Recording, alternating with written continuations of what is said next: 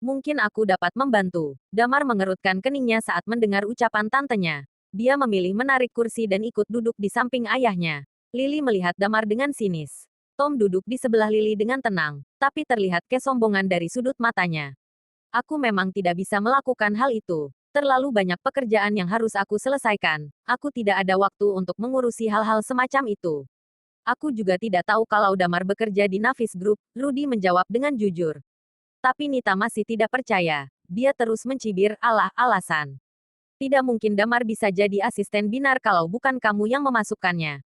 Terus terang sajalah, kamu tidak ingin membantuku, kan? Setelah kakakku menikahimu, kami menganggapmu sebagai keluarga.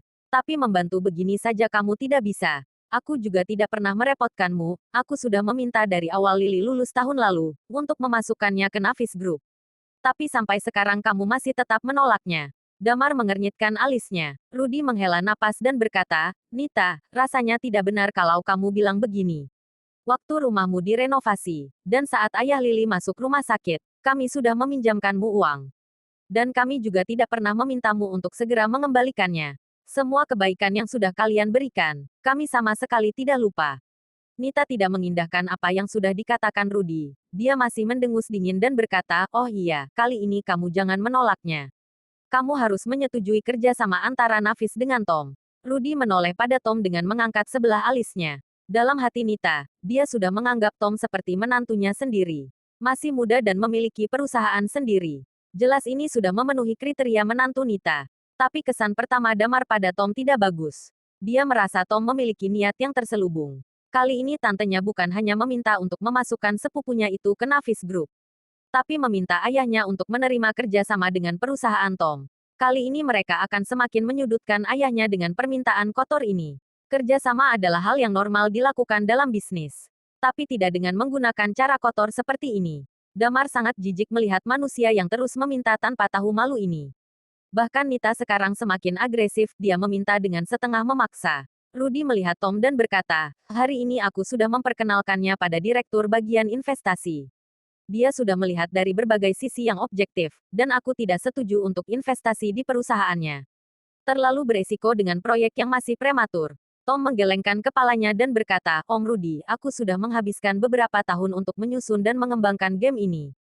Pasti direktur bagian investasi itu yang tidak becus menilai. Di sebelahnya, Nita ikut menyahut, kakak ipar. Bilang saja kalau kamu tidak ingin membantu kami.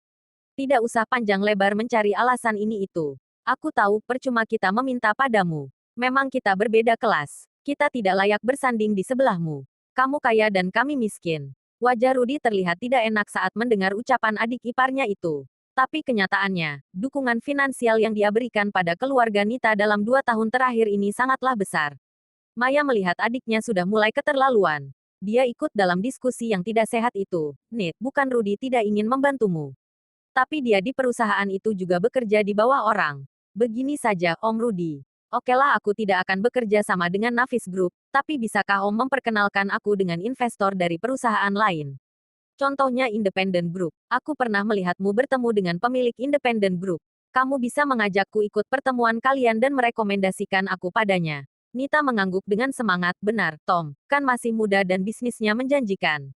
Dia bilang kalau proyeknya ini akan menghasilkan keuntungan yang banyak kalau sudah berhasil diluncurkan.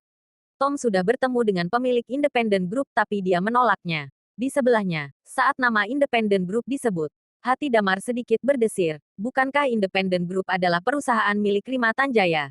Rudy menjawab dengan sedikit malu, aku tidak terlalu akrab dengannya. Terakhir kita bertemu untuk membicarakan masalah negosiasi bisnis. Aku bahkan tidak memiliki nomor teleponnya. Mendengar hal ini, wajah Nita kembali ditekuk.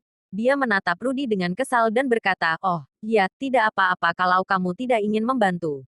Kamu tidak mengindahkan kami sebagai keluarga, oke.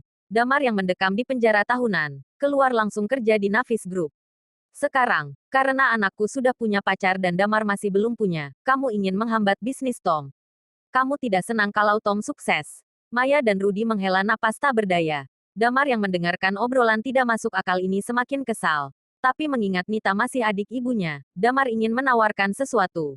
Dia menyentuh hidungnya dan berkata, aku kenal dengan Rima Tanjaya dari Independent Group. Sepertinya tidak masalah kalau aku memperkenalkannya padamu. Tapi keberhasilan kerjasama itu murni dari bagaimana kamu mempresentasikan proyekmu padanya. Kalau penilaiannya bagus, seharusnya peluang mendapatkan investasi dari mereka semakin besar.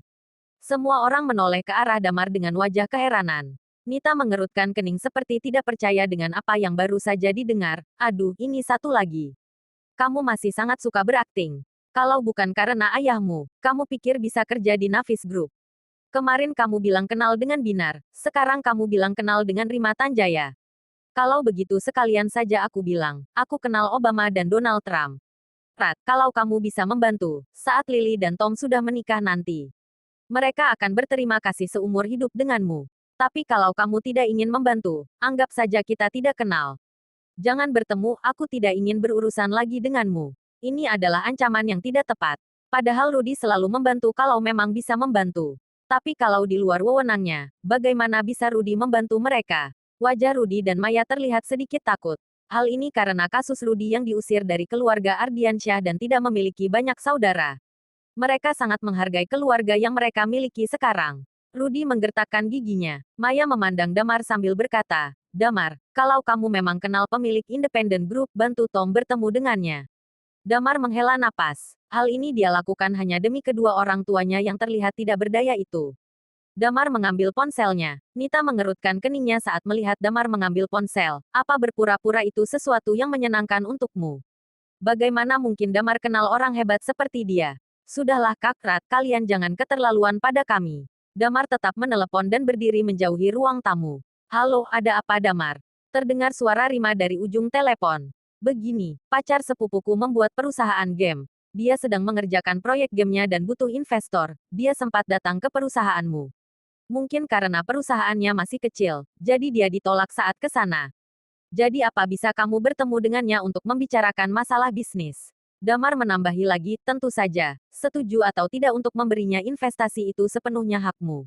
Nanti kamu nilai sendiri berdasarkan penjelasannya. Rima mengangguk dan berkata, boleh, apa nama perusahaannya? Aku tidak tahu, tapi orang yang ingin menemuimu bernama Tom, jawab Damar.